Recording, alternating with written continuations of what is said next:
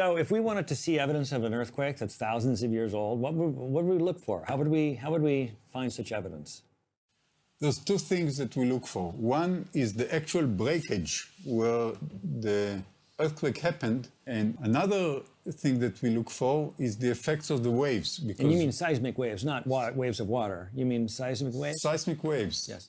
And these can affect either man-made buildings and destroy them, for example, or lake sediments and destroy this fine lamination also. Amazing.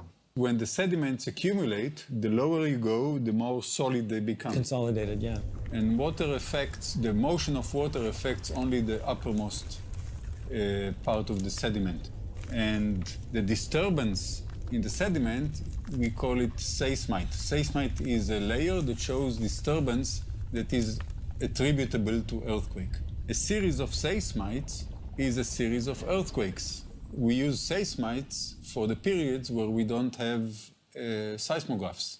We would prefer to have modern seismographs, but they've been deployed only in the past 100 years or so. So if you were looking for evidence of a quake in Jerusalem, where would you look? We would look in the Dead Sea, because the Dead Sea is very close to Jerusalem. It's only 30 kilometers away.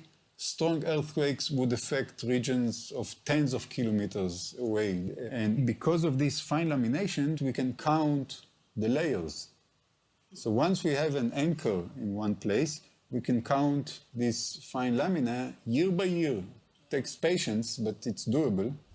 And you get a precision of 1 year. Sometimes you can even know the season.